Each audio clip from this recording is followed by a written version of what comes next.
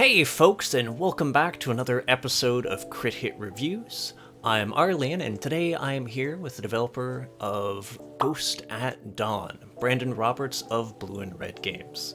Hey there. How's it going? Thanks for having me on. Honestly, doing pretty okay. Into my third cup of coffee in the last hour. You know, Nice. night owl things. Yeah. So, normally I try to start off all of these interviews fairly informally. We got into this a little bit, but technical issues occurred. So, is there anything that you'd be up to sharing with yourself, with the audience? Just bits about the developer behind your game? Yeah. My name's Brandon. I'm a solo dev behind Blue and Red Games. My first game is Ghost at Dawn. Came out this past October. I'm almost 40. I'll be 40 this year. Married. I live outside of Chicago, a little south of Chicago.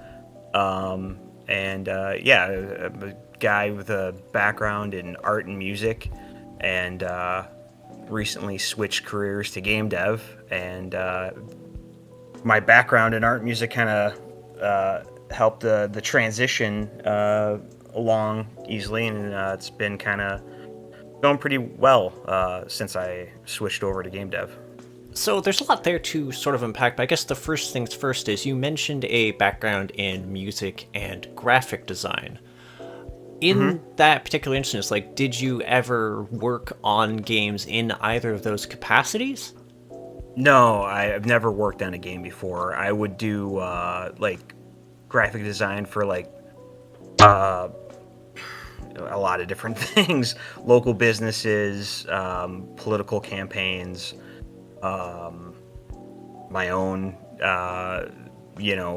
business that if I was running one at the time, or stuff for bands I was playing in. I would do always all the marketing and graphic design for that type of stuff. So, and I had a not just a history in graphic design, but also as like a painting artist. Like I would do murals and canvas pieces for people in the past too. I mean, So that's pretty damn cool. yeah, it was definitely fun. And definitely, like I said, it was a very smooth transition with my background to game dev. The only thing I didn't know is how to code, and so I had to teach myself how to do that. And Which, that's fun. on that note, like, what exactly was the decision to go from this field you had no experience in? It was maybe forced upon me a little bit. I'm what's called a COVID long hauler. I got COVID early in the pandemic, and so early 2020, and now it's early 2024, and I still have symptoms from my first bout with COVID. I'm not like contagious, or I don't have like flu-like symptoms, but I have like severe fatigue and brain fog and what's called post-exertional malaise, meaning if I exercise or exert myself too much, I kind of like crash. Um, Meaning like I just get tired, and I have to, like, I can't think straight, and or like really move sometimes. So it's kind of like a disability. Kind of sucks, but meant I couldn't do my former job, working on like painting stuff, or you know being reliable to have tight deadlines on things, or or even play live shows musically. So it was kind of a decision to, like, okay, what can I do with my skill set that I can just do from my couch on my laptop, and work at my own pace when I'm able to, and be able to rest when I'm able to. And I decided game dev. I'd give a crack at that, because I'm a lifelong game nerd, and I was like, well, I have a lot of skills that seem to translate over. I just don't know how to code. So I had to teach myself that. So actually, on that sense, then, so you mentioned skills that translate over. Does that mean there's some music pieces in the game that are yours? All the music pieces in the game I wrote and performed. Well, there's two songs that are old folk songs that I didn't write, but I arranged, and all the music is written. Besides those two songs, they're written and played by me. Okay, that's actually super cool now that I have that detail. Yeah, if I don't know if you remember playing the intro song. It's "Where Did You Sleep Last Night?" That's me singing and playing all the instruments. That's so cool. But yeah, other than that, then I suppose my only last remaining icebreaker question before we get into the meat of things is so what led to the decision to call your studio Blue and Red Games? Uh, my Xbox gamer tag is blue and red, and has been since like the early days of Xbox Live. So I was like, I'll just use my gamer tag, and I just didn't really put much thought into it. But I like. Oh, wait. I should say that the canon reason is because my games are sad and bloody. Like blue and red. But The actual that's my reason. fake reason. The real reason is just that's my gamer tag. That's entirely valid. I remember when I was asked to make a fake corporation when I was super young, I called it Firebelly Toad Unlimited because my first game tag was Firebelly Toad. Nice. I think the second one I made was Chaos Newt for the exact same reason.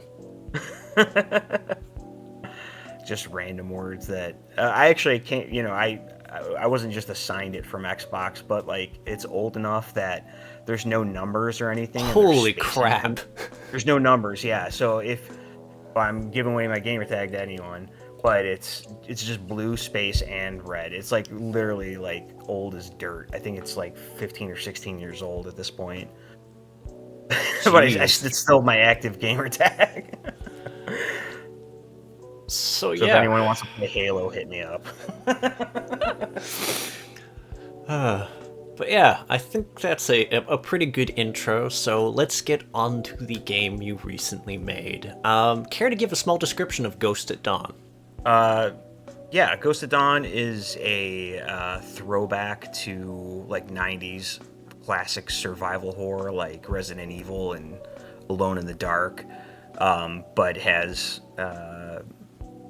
visuals inspired by Junji Ito and Akira Toriyama, so it's like an anime aesthetic, and it's about a detective searching for a missing girl in a haunted hotel, and it's got a lot of twists and turns in the story, and yeah, it's like your typical 90s survival horror with fixed cams and resource and item management and enemies and guns and stuff. And it was nominated for 2 Horror Game Awards last year, which was Player's Choice Award and what was the other one? I'm blanking out. It's the brain fog. Best Indie. Yeah, Best Indie Horror Game. So very proud to have those 2 nominations. Yeah, no, that's super rad. I think you may have already touched on this slightly, at least for the aesthetic decision, but what actually did inform the overall aesthetic choice for, say, the hotel and other things? Because there's like a leaning towards the timeline as well that also influences how the hotel looks. Yeah, so a lot of it was really organic. Like originally I wanted to do a first person like quasi realistic like Resident Evil 7 style game, but my laptop was a potato. So I was like, all right, let's go with the backup plan. Let's do anime style, which I'm a big fan of. I've always been drawn to the anime aesthetic, and like I'm a big fan of, like I said, of Junji Ito and Akira Toriyama. So I just kind of went that way because I thought it would be easier to run on my old laptop if I did like a cartoony art style, which in hindsight I'm really glad I did, because it allowed me to make the game very unique in its look, as opposed to just another game that's going for the kind of realistic look, like Unreal 5 or something. Um, but as far as like the 40s aesthetic, that just kind of, the game's set in 1947, so the hotel has like an Art Deco vibe to it, and that just kind of grew organically from the story setting, of it being in 1940s, and then I kind of used my history with art and interior design a little bit. Sorry if there's a lot of noise in the background. Yeah, you're My fine. dog is just like having a fit right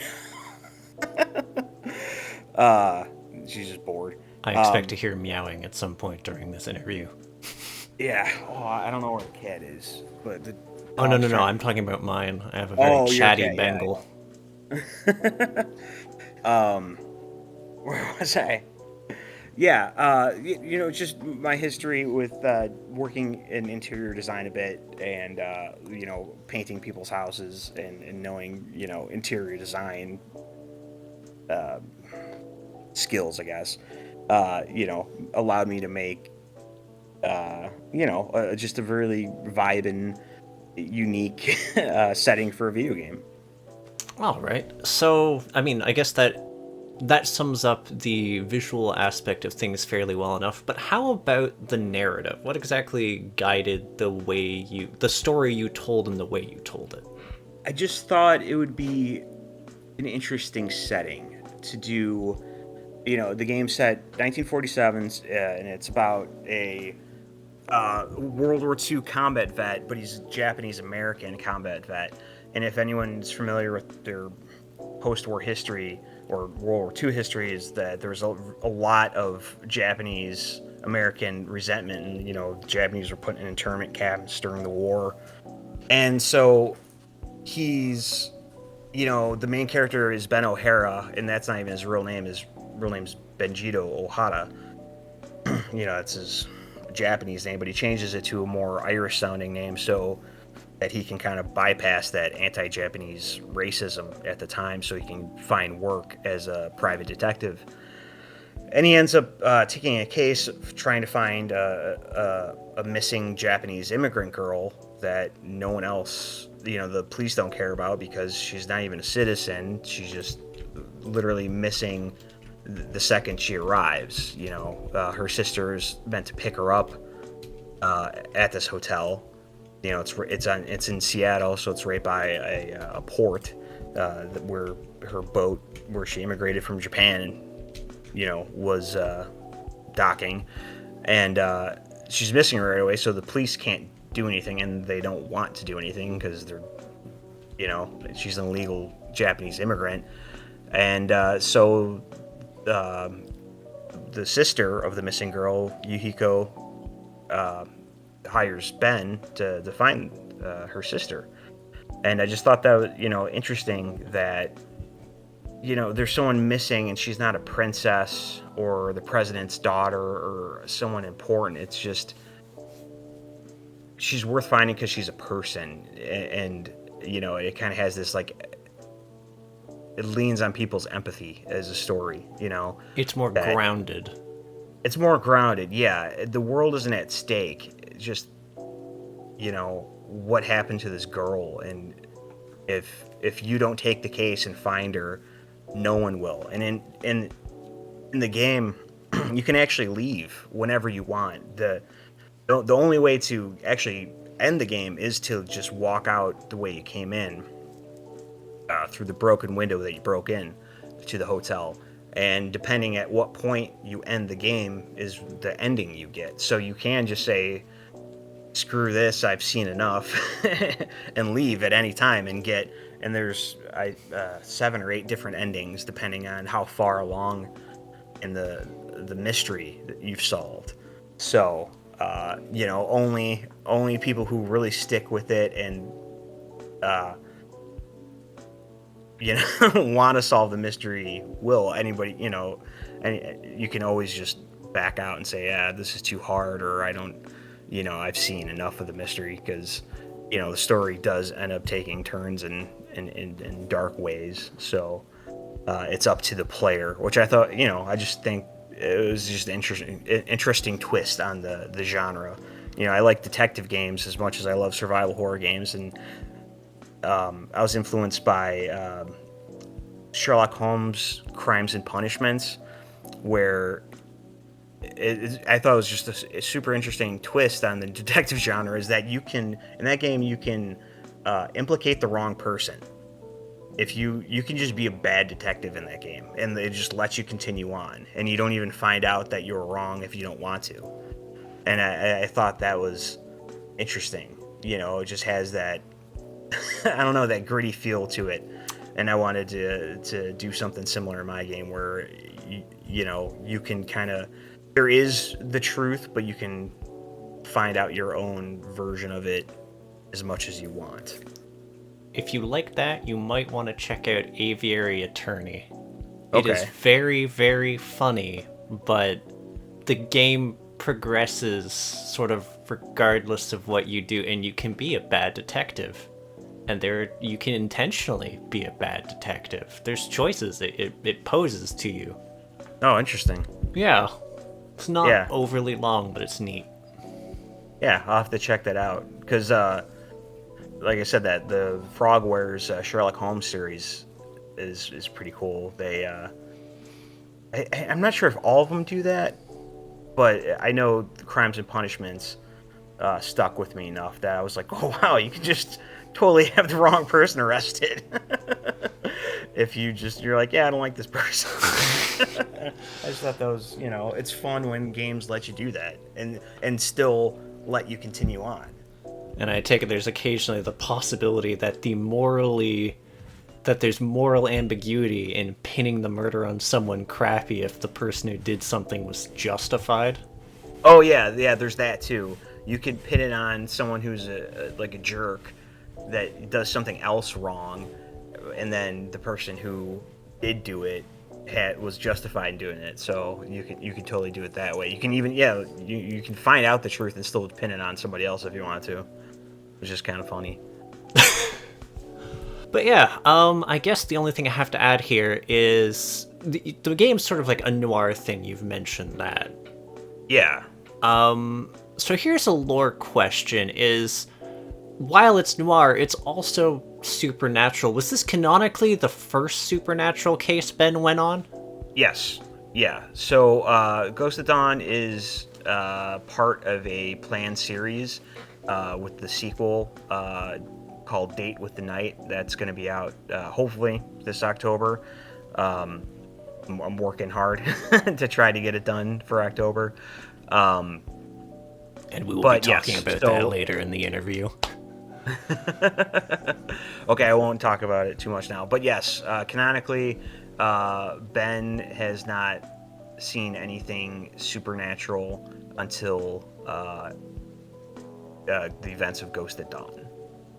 He's just your regular private eye who's finding cheating husbands and deadbeats that owe other people money.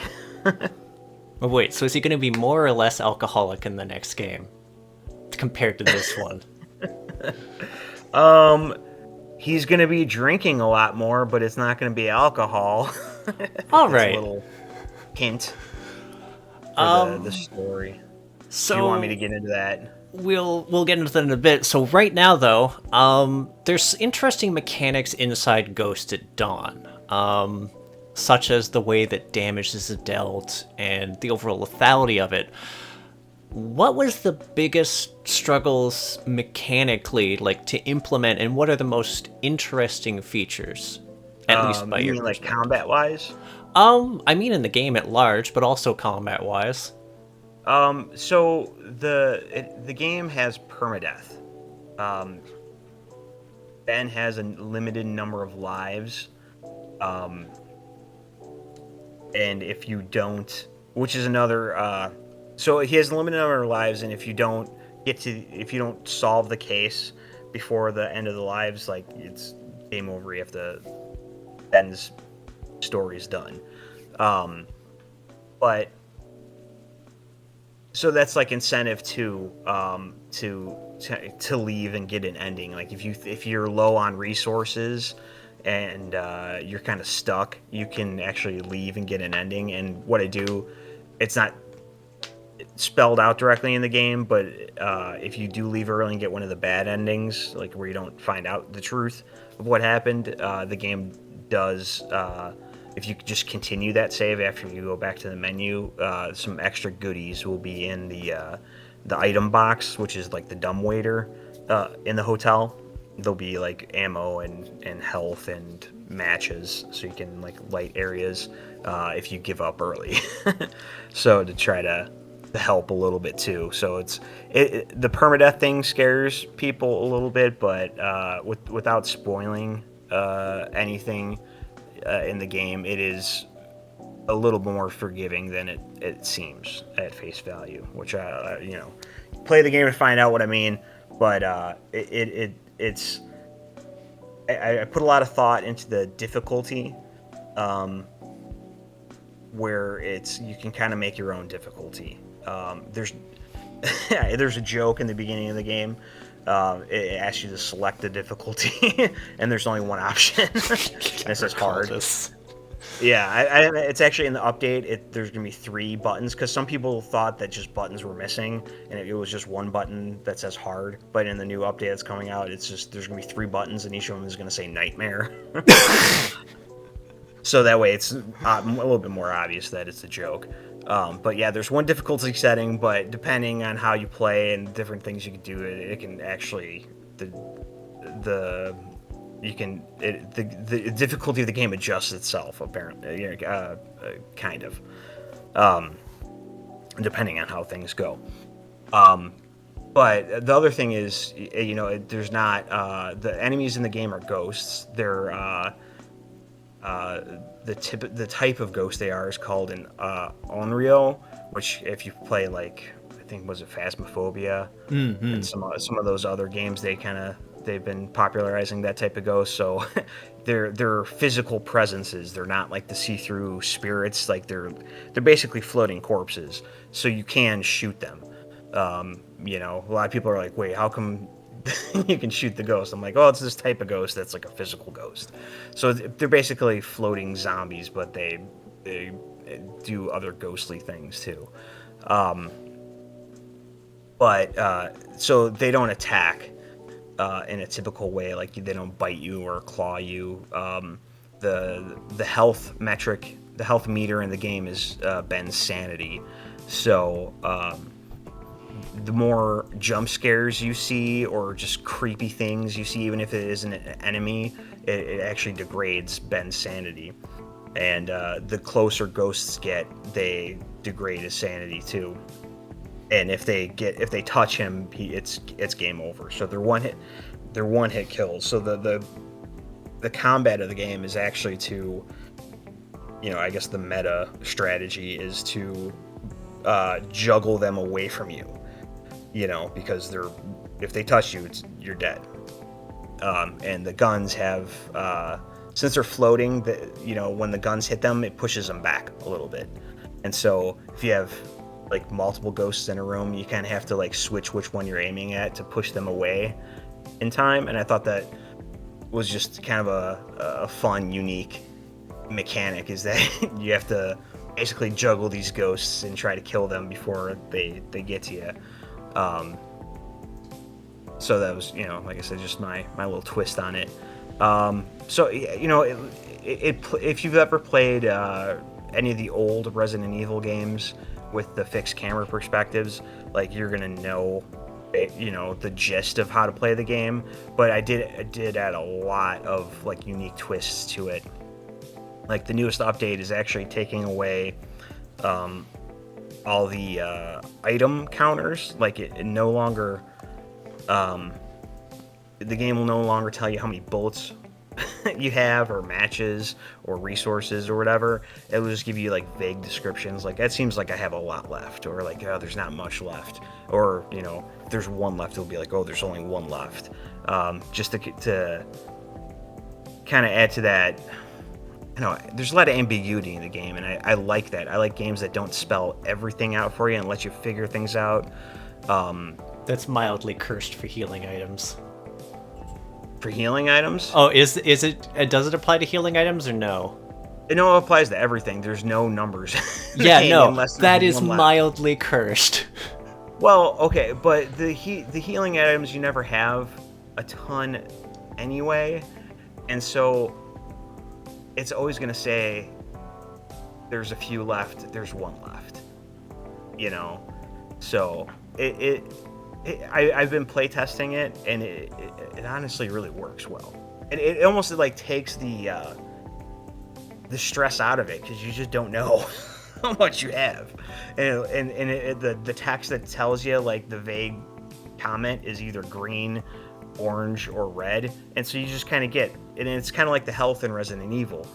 You never know what your damage actual number is in the Resident Evil games. You either have the fine, which is green, you have caution and yellow, and you have red and danger, or danger and red. This is going to be so stressful, because I'm going to be playing through the game again to get footage for this interview. It's stressful. I'm telling you. Oh, I can't wait till I'm almost done with the update. Like, I might be done with it like tomorrow, and finally have it done. I've been working on it for months. It changes so much. This is like, I've actually stopped promoting the game a little bit in the past couple months, because I was in the middle of changing so much of it, which stemmed from that I had like a publishing deal lined up, and then.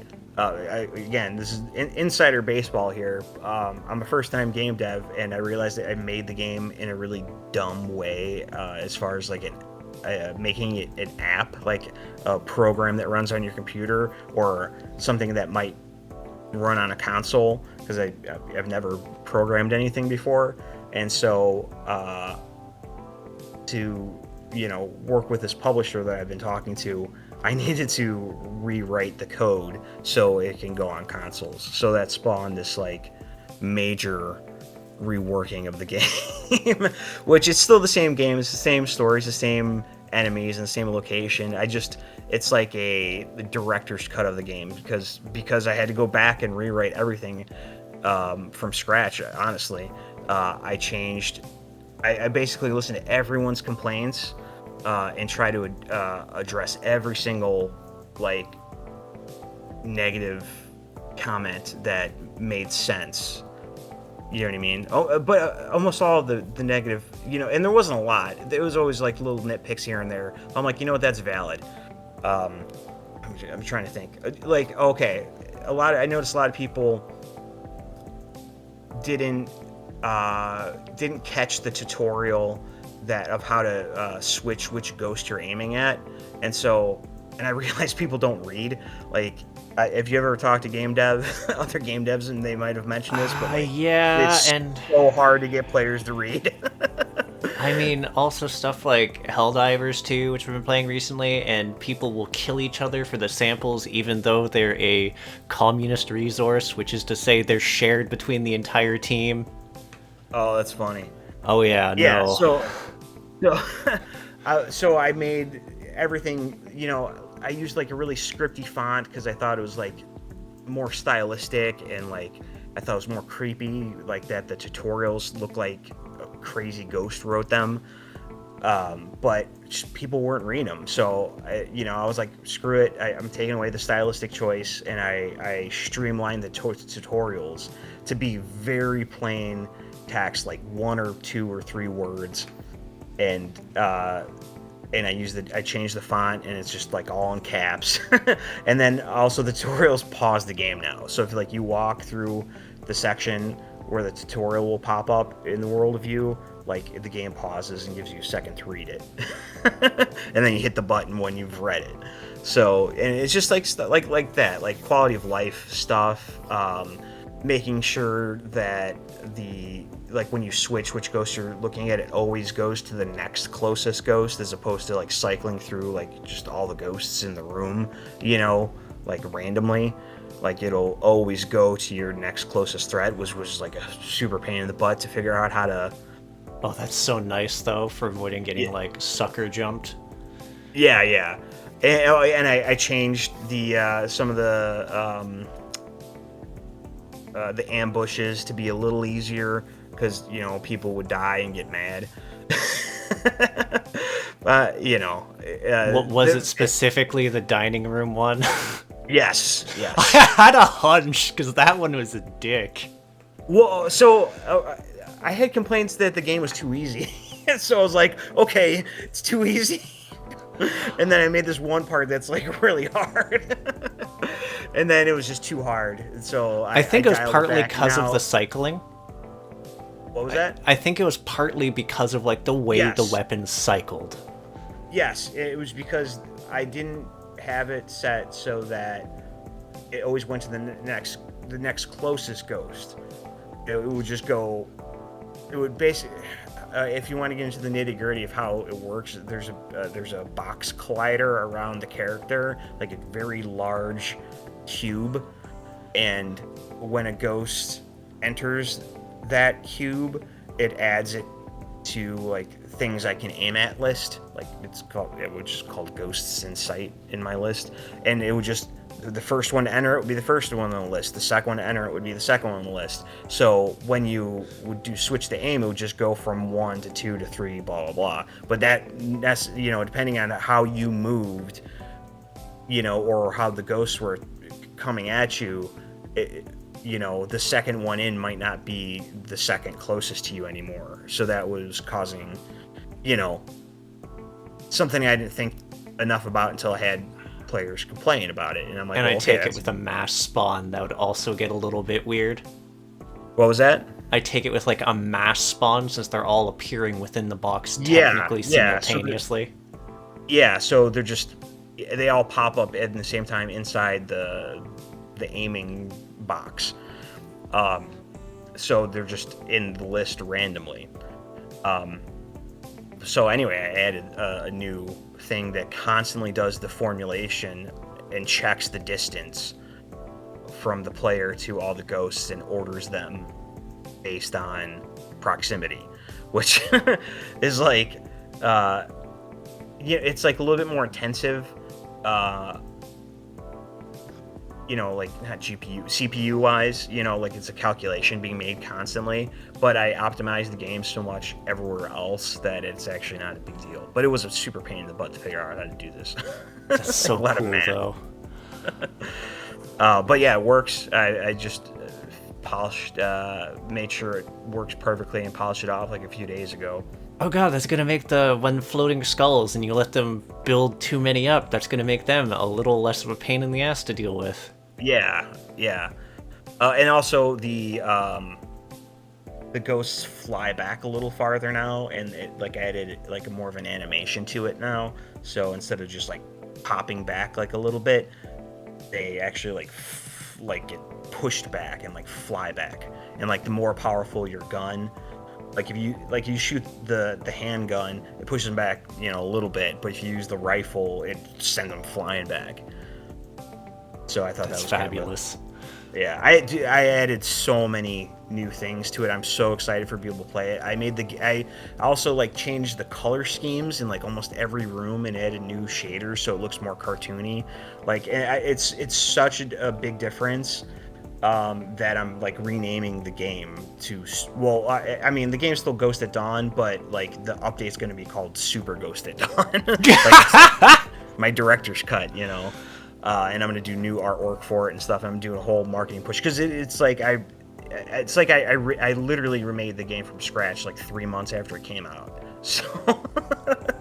So that way I could put it on consoles and like like I said, I had to do it to be able to put it on consoles, and then it just spawned all these. I was like, I'm just gonna fix everything, do everything right, because I'm making a sequel, which I mentioned earlier. I'm gonna be reusing all this stuff in the sequel, and I wanted to redo everything for the sequel anyway. I'm like, well, if I have to remake this game, I might as well add all the stuff I was going to do in the sequel into this one. So, it's kind of a weird situation where, I had a award nominated, game with a lot of positive reviews, and I'm remaking it only a few months after it came out. But, it's kind of, I think it's going to end up being just that much better, And it's feeding into the sequel. Yeah, it's feeding into the sequel, exactly. And it just,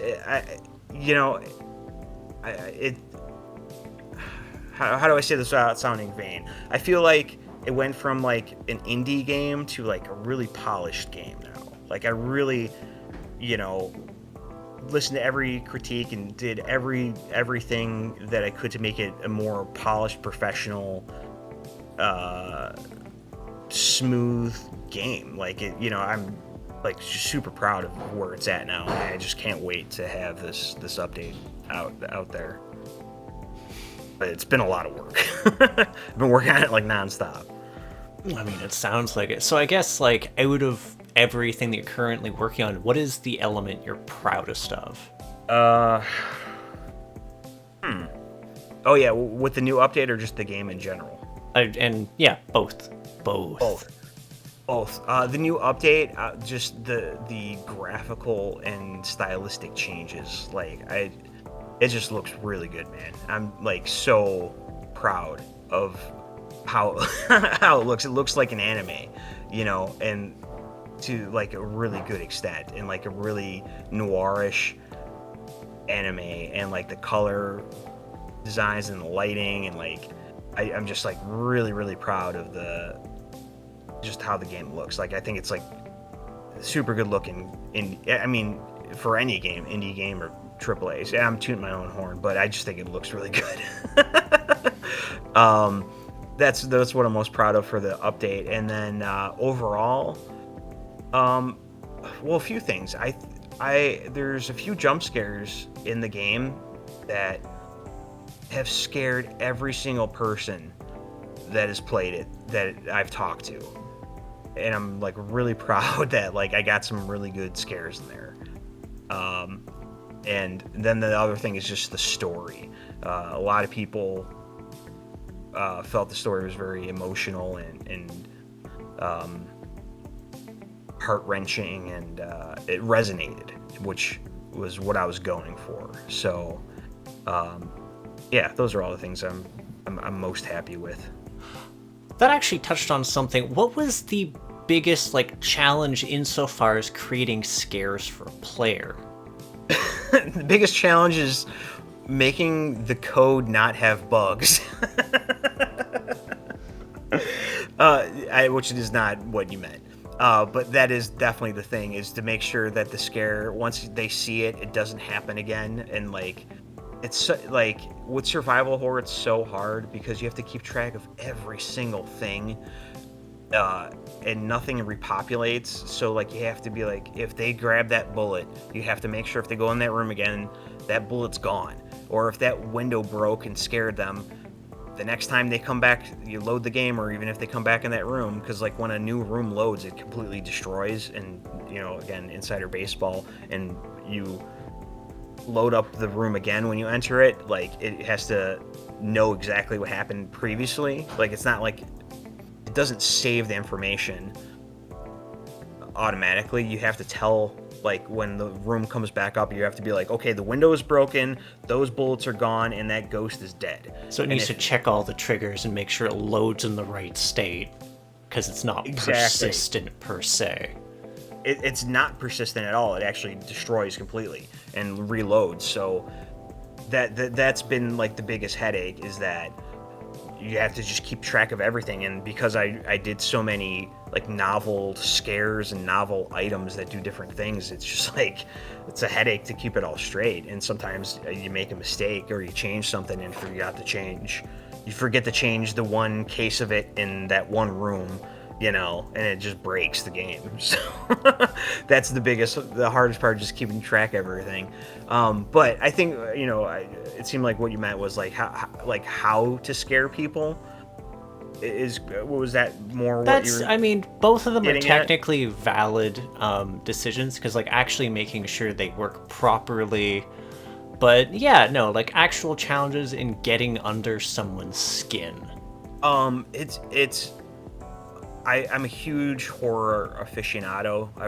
I love horror books, horror movies, horror video games. I love horror music, like bands that do like scary sounding, or not scary sounding music, but like horror themed music, like the Misfits or Murder by Death or the Pinballs. Which I'm not sure if you're familiar with those bands, but they're bands that do music that are like horror music, for Horrorcore lack of a stuff. better term. And that's, I don't know if it's horrorcore, but it's just songs about horror topics. But anyway, so it's kind of like that was probably the funnest thing for me, because I consume so much horror media. Like, I know what I want to see, and I know what would scare me, and like, ooh, I love when something gives me like goosebumps or like catches me unaware. I'm like, oh, I didn't see that coming. Like, I just love novelty and new experiences, and that's like why I like horror so much. So, I'll give away the secret here is to scare someone in a game, you have to build up a false sense of trust and then break it. And that's like the biggest thing is, if a game has too many jump scares, eventually you'll realize it's just like random and you'll just be desensitized to it. Like, oh, here's another scare. What you have to do is like build up. You either have to use their innate sense of like what they expect in a horror game or any game, and then break that, or build up a new sense of trust in how your game functions, and then break that. That makes me think of give me a second. The Evil Within, the save point thing, where you sit on and there's just the thing that slowly creeps up on you while you're at the save spot, but you get up and it's gone, and then you sit down again and it's closer. Yeah, stuff like that. Like, wait, I thought this was the safe room, and you have to be careful because you can't break all the trust. You know what I mean? Because again, it's like a fine line. Like, you have to maintain the trust, otherwise people will just give up and just be desensitized and just wait for, like, oh, I know they're going to get me here, and you have to like make sure to not overdo it and not get them where they expect it, and not do too many fake outs. Like, The terror of mimics being very rare but always a thing until fucking that. I think chest attack you. Yeah, I think they're like a Yeah. perfect example of like the trust in the things that you expect, and then they're a thing, but they're not overused too frequently, so you regain that and then you fall for it again. Yeah, stuff like that. Another game that I was influenced by was Eternal Darkness. Oh, like, yeah. Yeah, and it messes with you in unique ways. Or like Doki Doki Literature Club. Like, I love I love genre fake outs. Like, I just I wish I would love nothing more than to. I know it's like impossible because you couldn't market it, and then there's also like trigger warnings, and it's a whole can of worms. But I'm just saying, for me personally, I would love nothing more than to go to a movie and think it's a rom-com, and then have it be a horror movie. Like, halfway through, like, that would just like tickle me pink. Like, what? Oh, I wasn't expecting this. This is hilarious.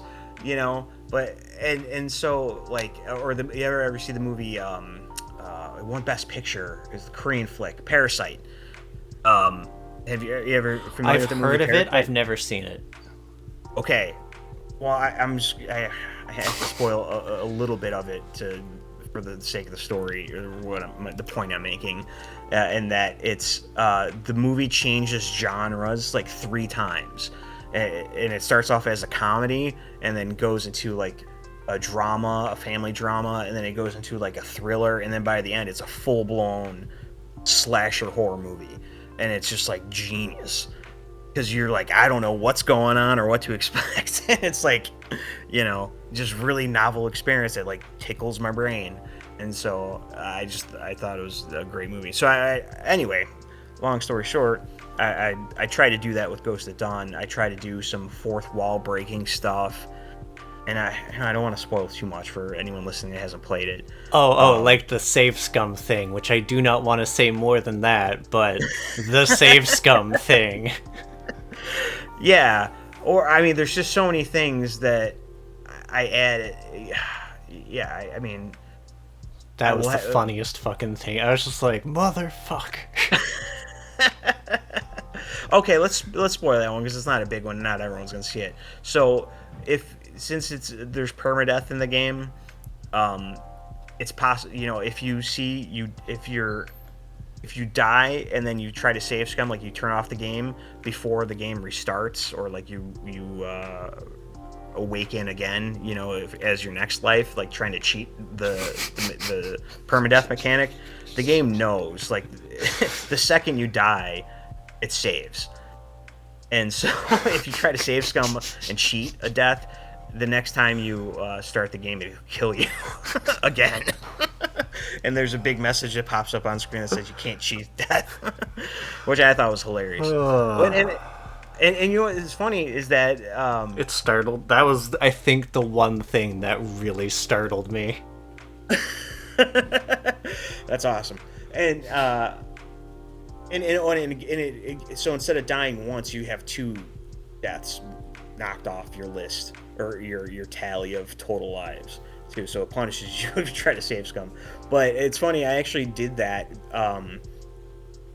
because it was a bug at first, that I forgot to like reset the player's health to 100, and so like when I originally did it, or I forgot what. It was a bug. I couldn't remember. No, it was an animation bug that didn't allow the resetting to reset the health to 100 when you awaken again in the lobby, and so it would kill you again. I was like, why is it doing this? And I was like, wait a minute, it's doing it because it didn't die. And I'm like, oh, because I backed out. Anyway, I accidentally did it like while I was playtesting, and I'm like, no, I'm gonna keep that in there. I'm gonna make it worse. Because I thought I thought it was funny. So like I have this really horrific, scary game, and like, and it's like really dark, and like it scares the shit out of people. Apparently, from every time I've seen it or talked to anyone, they really scared by it, and like the whole time I'm just like laughing, like I'm just messing with people, and I think it's hilarious. I'm like partially inured to a lot of stuff, but I'm like partially inured to that sort of stuff, just sort of inoculated against the weird. But like, yeah, no, that was the trust broken, or at least the played with trust moment that really got me, because I was like, oh, I'm gonna do it, I'm gonna get through this under 5 deaths, and I just tried to get clever, and that was what made the decisive decision between me getting through without the 5 deaths or not. Yeah. So that's just one of many little things that you wouldn't expect a game to do to you. That the maze, which I'm not gonna go into either. Yeah. So if you do decide to play the game, expect some twists and turns and some playfulness. That's definitely a goal of mine, is to change, to just really mess with people's expectations of like what a game is and what it does and what it'll do, and it's such a hard and fine line to do, because it's like communicating a new language to people sometimes, where if the thing that they expect to hear they don't hear it, like they're just like really confused, and like it's hard to explain, but I've just through people playtesting it, and me doing these weird things, I've definitely whittled down like what works, or like how to communicate better, that the game is just messing with you. Like for example, the joke in the beginning that there's only one Difficulty level. difficulty level. Yeah, instead of, some people, it just confused some people where, they're like, wait, where's the other buttons? Oh, the game must be broken. And so that's kind of been the struggle, is like, okay, I have to make sure that they don't think the game's just broken. Like, they have to realize the game is messing with them. And so I've gotten better at that over hearing people's complaints, or with playtesting, or just comments from people playtesting. So, but that's definitely something I want to continue to do in the series for sure. Yeah, so I guess the only other thing I have to really think of, 'cause you've already sort of talk shop a lot about things you're implement. Oh, actually, no, there is something. Is there going to be any new scares implemented in the new update, or is that... What do you think? I mean, that's something to look forward to, insofar as horrible things to come across, since I'll be going in again. Yes, I would say, if you've already played it, I would say it's definitely worth a revisit to the Pines Hotel, because it's gonna be a little different. Some things are different orders, some ghosts are in some different spots. And I didn't randomize it just to randomize it. I did it to have things make more sense, behind the scenes, like game structure wise, but also in balance, in gameplay wise. But I did. There's more to it now too. I will say that there is more voice acting in the game. There's different sound effects, and I think, well, not music. Music's the same, but music effects, I should say. And there's a new puzzle in order of ways you can progress through the game too. I like So me some there's puzzles. yeah. Well, I don't want to say that there's not the mini puzzles like in a traditional sense where you have to do like a Tetris board or something. You know what I mean? It's more just like there's new items, and there's no mini puzzles in the game, but the puzzle of solving where to go and what to do next, and that there's another item, and then it changes the order of how you have to do things. Gating. There's a slight difference in the way things are gated. Yes, yeah. Add in a new key and lock, and that changes the order of some things. And I don't know. I'm trying to. And just things look a lot different. There's some new camera angles. There's like I said, I changed the color scheme. I changed a lot of the furniture. The mirrors. Very proud about the mirrors because I made them myself. The mirrors accurately reflect how a mirror would, from a third-person angle. A lot of games, they don't do a full mirror, or if they do a mirror, it's in first person, so it just like reflects straight back. But like I had to figure out the fucking trigonometry of how to, like, with one piece of code, for no matter where the mirror or the current camera is, it'll reflect. Okay, that's really cool. Accurately, like how it would in real life, And it took me like 2 days straight to try to figure it out. God, I do really not envy that. That sounds. I'm bad at trig, anyways. Yeah, I mean, I was okay at math, like in school, but it's not like, like when I got into game dev, it was like I knew there would be math, but oh man, I didn't know there'd be like this kind of math. It's hard all the time, to be honest with you. I guess the last thing I have to ask here is then, is there anything notable that you wanted to add to the game that hit the cutting room floor? And specifically, like, things you wanted to implement that might have been, like, too ambitious for this or just didn't really fit even narratively. Yeah, okay. So the one thing that like I wanted to add, um, but ultimately decided not to because it just it didn't seem like it fit. It wasn't like I didn't cut anything for time's sake, you know.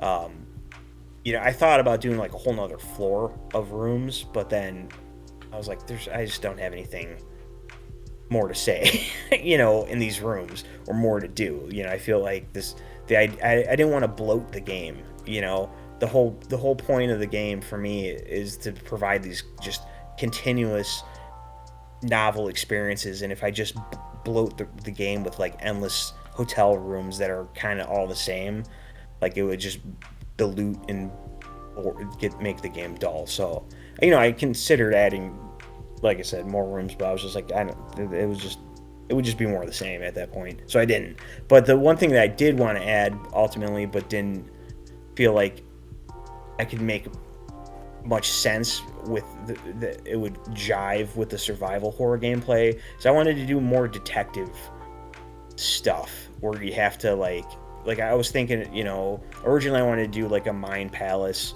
like how like in Alan Wake 2 or in the Sherlock Holmes games. And after playing Alan Wake 2, I'm glad I didn't, because I thought that actually didn't work very well at all in the survival horror game.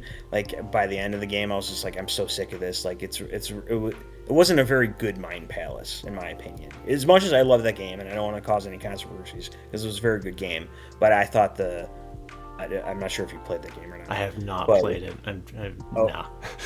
Not So yet. it's basically your Resident Evil remake, game, like that type of gameplay. But there's detective elements to it, which is, like I said, I love detective games, and I wanted to add more to it where you actually have to like look at the clues and like make conclusions and stuff. But as I was making the game, I'm like, it's just kind of obvious, like what's going on, and I didn't want to. I was like, A lot of it could be pretty clearly inferred from the clues you come across, I felt. yeah. I mean, if you have, I would say, you know where the story's going pretty early. There's a certain room which I'm, Mm-hmm.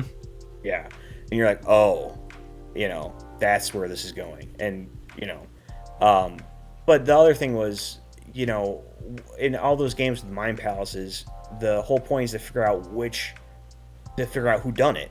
And in Ghost of Dawn, it's not about a who done it. You're trying to find a girl.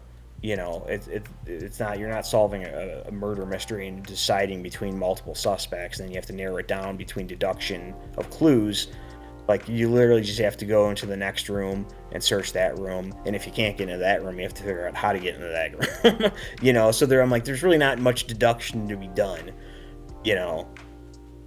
in the game. So that's ultimately why I didn't add it, because I was like, there's not multiple suspects to whittle down. It's because there's not a suspect. She's just missing. And you just got to find her. And so all you have to do is just find the key, or the key item, like the bolt cutters or the fuse or whatever, to get to the next area, and then clear out the ghost. So it ultimately didn't work with the type of game I was making, but I will say I did add actually a little bit more. How do I say this? I basically I just added, like, I made it more obvious when you're discovering a clue, like basically like a flash of Emmy, the missing girl, and you'll hear like a scary sound effect. It's basically a new scare, like like a flash on the screen will scare the shit out of you every time you find like a new clue that like hints at the truth behind the story, and that'll be in the new update. So that was kind of like my compromise with my adding detective Making stuff. things a little bit more obvious for people. Yeah, exactly. I think that answers most of things, which means the only thing we have left to address here is Date with the Night. Yes. Anything? Did you want to leave me with a question with that? Let's see. You were already sort of addressing the thirst, so is there anything, like, do you want to give a base introduction to the game first? Yeah. So Date with the Night, coming out October this year. It's a direct sequel to Ghost at Dawn, starring Ben O'Hara and Yuhiko Kosuke. Again, the same protagonists of Ghost at Dawn, and they're uh, investigating a new. So after the events of Ghost at Dawn, Yuhiko actually decides to work for Ben as his like assistant, um, and for his detective agency. And you'll actually be able to choose which character you want to play as from the beginning in Date with the Night. And it's a new mystery. Um, it's a not a hotel owner, sorry, an apartment complex owner, a landlord. There's a lot of missing people, a lot missing tenants in his apartment building, and so he hires O'Hara Investigations to figure out where these people went, why they're missing, because it's obviously bad for business if his tenants keep on going missing or are dead or whatever. So it how do I say it? I guess just with I've made it clear with the marketing and whatnot, but instead of ghosts, it's going to be vampires this time. So it's a vampire infested apartment complex is the setting and the enemy type of the game. And early on, which again is made clear from the cover art, is you actually turn into a vampire, whichever character you pick, and you have to, solve the mystery and figure out how to hopefully return yourself to humanity by the end of the game, which there'll be multiple endings, and you might not want to return to humanity by the end of the game.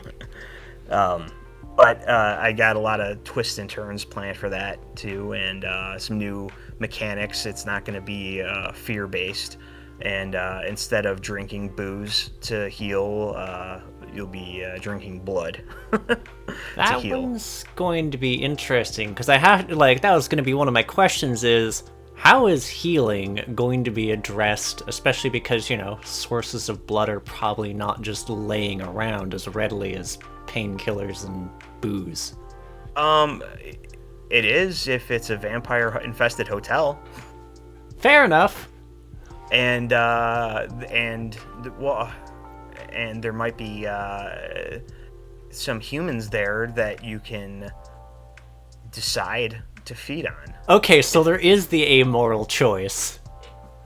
Oh yeah, Yeah, yeah. no, that You'll was sort have, of the question. I was like, is that a spoiler to ask or not? But yeah, it kind of is, but that's okay.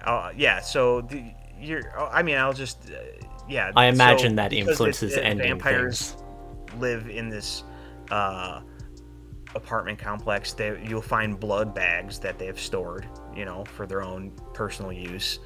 But you'll have the option to feed as well, and that will, it's a little bit like Bioshock, I guess, where you can Save or get. harvest the little sister.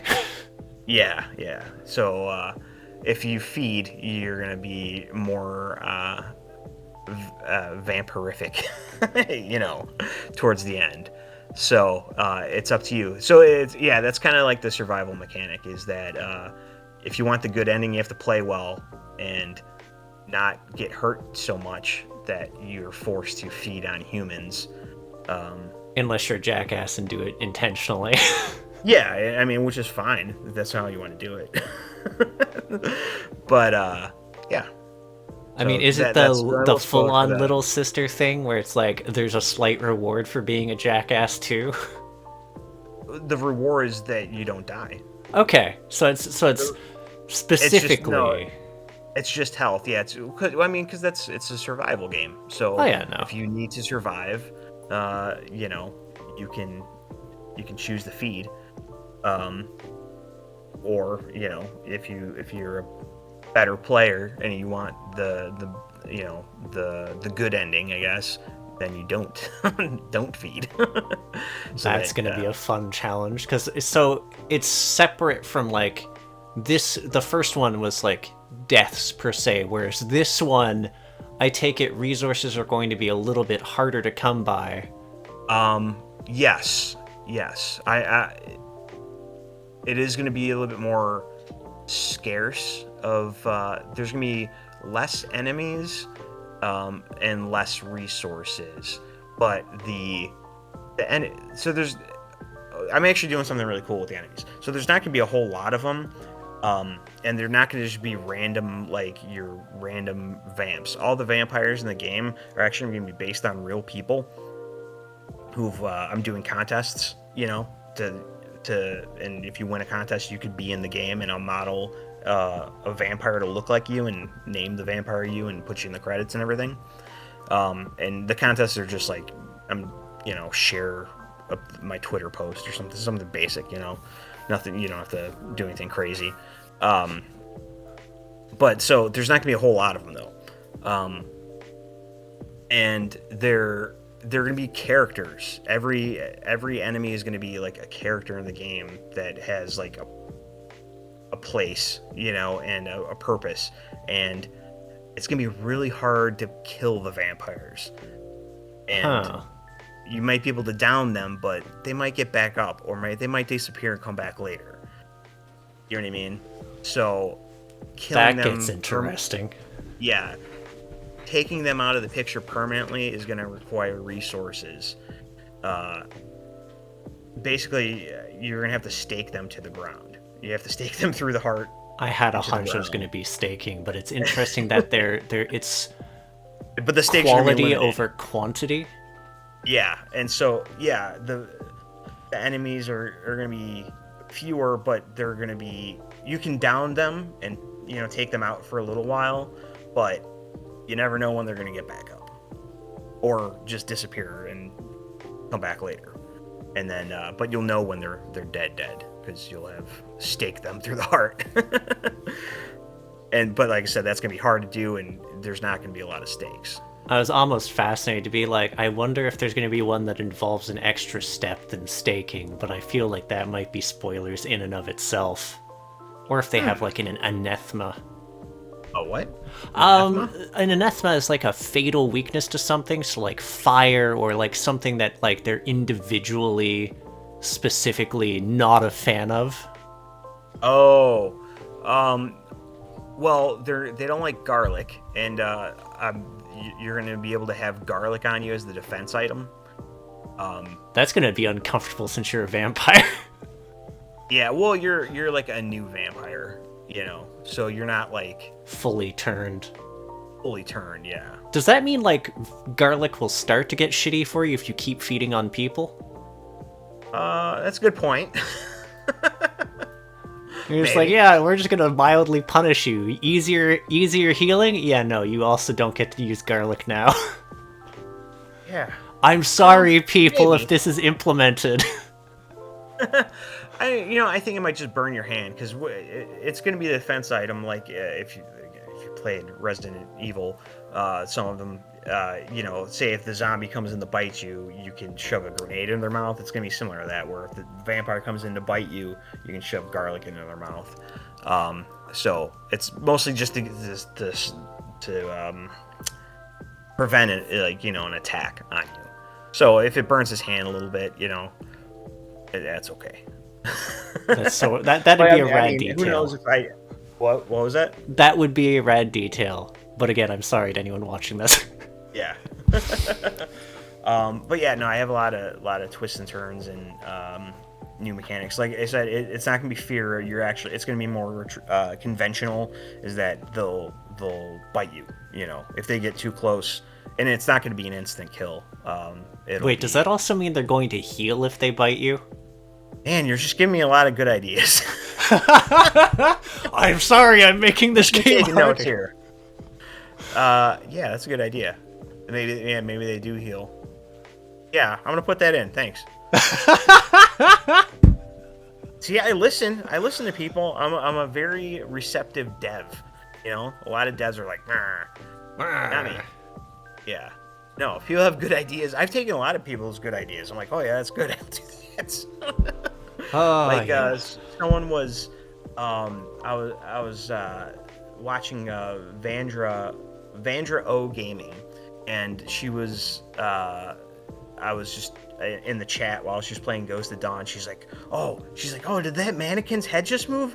I'm like, no. Like she thought she just got spooked out by like one of the mannequins in one of the rooms, and and I did this just to mess with her, because like she quit the stream and like quit playing the game shortly after that, and she said she was going to pick it back up in a couple days. I'm like, yeah, I'll be back in a couple days. So I updated it between that play session and her next play session, so the mannequins heads do follow just to mess with her. And Oh, that's still in the game. So that's yeah, delightfully ruthless. yeah, yeah. I told her, I was like, yeah, I did that for you. But yeah, if people have, yeah, I think it's really fun to incorporate like a community into the game. Like I said, like a good number of I don't know, like 4 or 5 of the ghosts in Ghost of Dawn are based on real people, and you can see in the credits. Like, listen, I did contests then. That's how I'm gonna do it with the vampires too. I Yeah, already there's a have buddy like, of mine that does the voicing for one of the characters in there, who's that? Deadguard. Oh yeah, yeah, he's the voice of Ben. Yeah, no, we're both sort of reviewers together. Oh wow. I, Okay. I He did like he's gonna be the voice of Ben in like for the foreseeable future. I He's think gonna that's be super rad. yeah. No, he helped a ton with the QA. Like he played the game like a ton and found like a ton of bugs for me, and he worked with me a lot on that. And we became pretty close buddies during that process. And he said he wanted to get into voice acting. I was like, you know what? Why don't you voice Ben for me? And he did a really good job. So he's officially the voice of Ben in horror business games. Which is, yeah, no, it's pretty rad. Yeah. Yeah, and I don't know if he told you, but it was like well into him helping me with the game. We found out that we have the same birthday. I did not know that, but that's very funny. Yeah. He Sorry, still go. has the God. So we like worked together on one of my reviews too. Specifically, I had him be a player too in a co-op thing where he had to deal with a co-op roguelite brawler, and it was so funny because he's like, never pull me into one of these games again, man. Yeah. Oh, so I decided that's going to be Ben's birthday too, if that ever becomes relevant. You just Since fuck it's- with the player mildly when they log in on Ben's birthday. That's all. Yeah. Which is nice because it'll be a little birthday present for myself, just to mess with the players more. No, I will say I don't have. I'm not. I don't know how to do like. There's no like internet connection in the game whatsoever. So if anyone's like curious about that, or like I know some people don't like it, like you don't have to log in. There's no online. There's no account. I don't even know how to do that shit. I'm a new programmer. Like I'm lucky that the game runs. Yeah, it's fine. You just set it to the computer clock so they can futz with it on their own time. Oh, there you go. Okay, I'll set it that if I'll see, I'll figure it out. So if the computer clock reads May 10th, I'll put like a birthday hat on Ben, like one of those like little party hats. So different question here then is, do you think you'll be able to implement more or different ways, I suppose it's less and more, and rather different ways to screw with players in the sequel? Oh yeah, I'll come up with stuff. Don't worry. I have ideas for for how to mess with people, in different ways, and a lot of them just come up organically, or you know yeah, I have some good ones in the can ready to go already, and yeah, I'm really excited to get to uh, to get going on the sequel here and get this one out because I was worried that I wouldn't be able to top myself, you know, after Ghost of Dawn, but then like as more time went on, I had more and more ideas, and like I'm just really happy, especially with the story. I was like, man, I really like people really like the story in Ghost of Dawn, and I'm like, I don't know like how I can top that, but like, oh, I got a real good one for the next one. So uh don't worry, you'll be plenty messed with when you play Fate with the Night. And plenty Fabulous. scared and plenty disturbed. So here's another question then, was it always meant to be a series? Yeah, yeah. From And what? Go ahead. oh, and just sort of adding off of that, was it strictly meant to be games, or was there ever the idea of bouncing around like small novella things or other bits of media tied into it?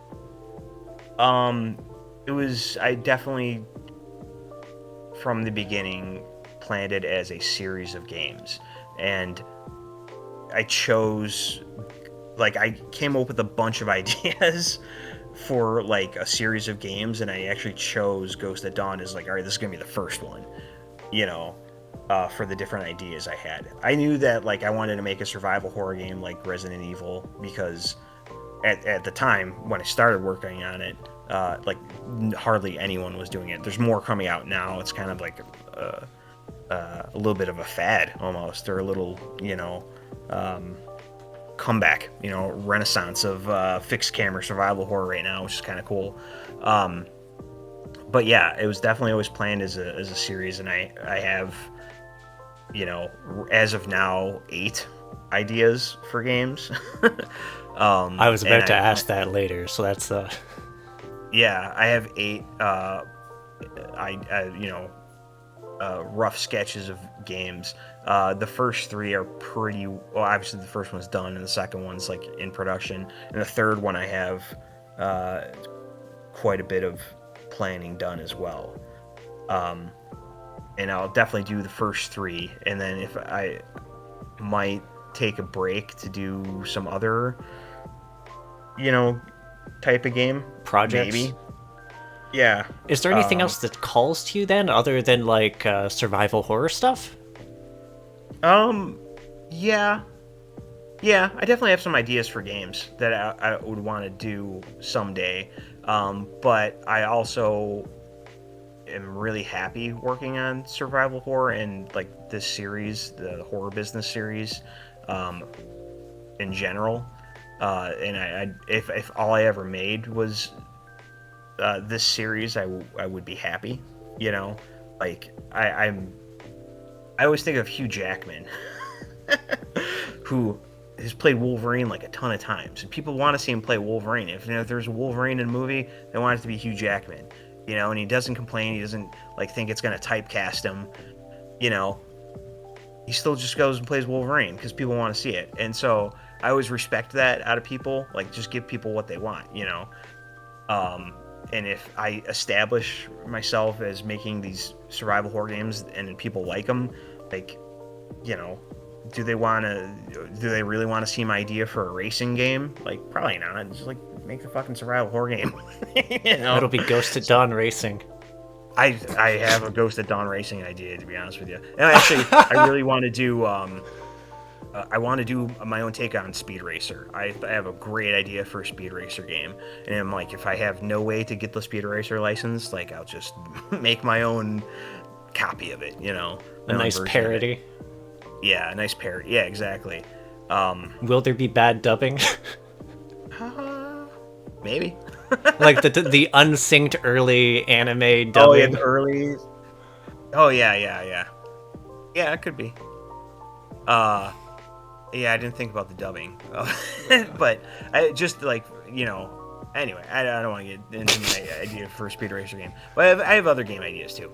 Um, but yeah, I'm having so much fun making horror business games, and if people like them, and if they keep on selling, like I don't mind making more. I have ideas, and I'm having fun, so Yeah. it's fine with me. And so yeah, I'm definitely doing 3 like right in a row.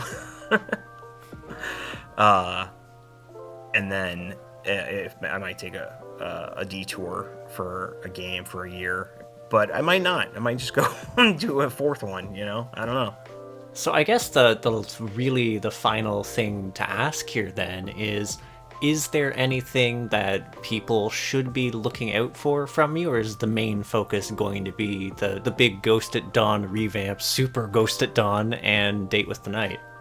Yeah, Super Ghost at Dawn's gonna be out like hopefully in the next few days on Steam, and then it'll be on Epic Games. I'm gonna put it on Epic Games. As soon as I'm done with the update, however long it takes, a few days, a week, or whatever, and then I will be trying to get it on Xbox and PlayStation 5 and Switch very soon.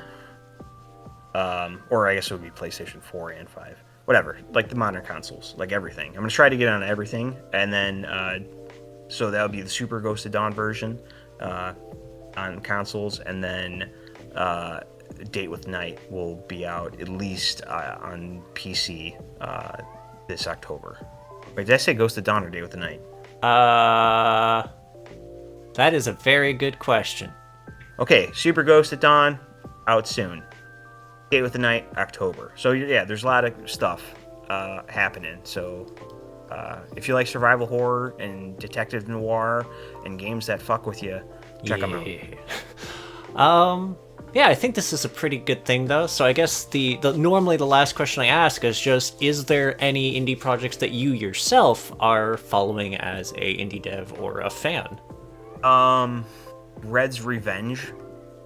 I haven't played the demo yet.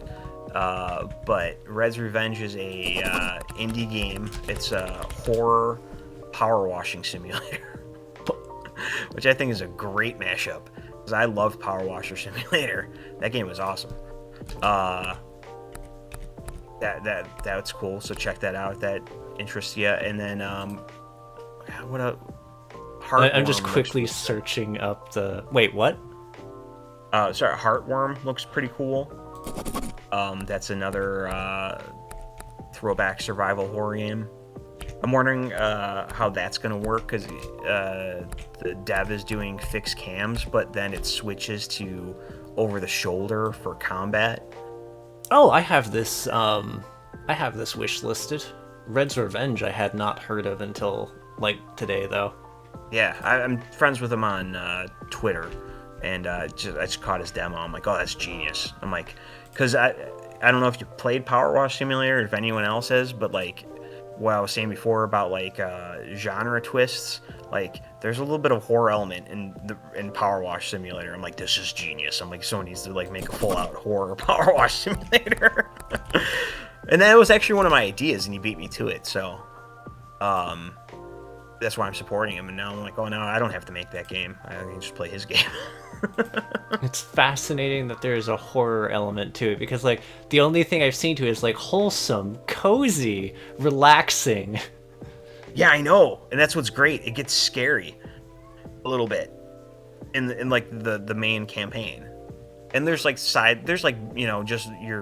there's like a story campaign, and then there's also like side missions where you can just like power wash Laura Croft's mansion or just like random vehicles or houses or stuff. But there is like a campaign, and it gets a little creepy.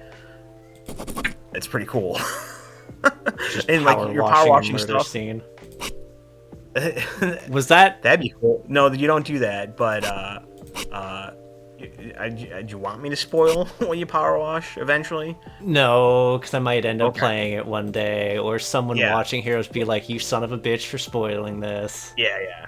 But there is a light horror element. It doesn't get crazy or anything, but like, I just as the story goes along, like, you'll be power washing, and you're like, is something just move in the background?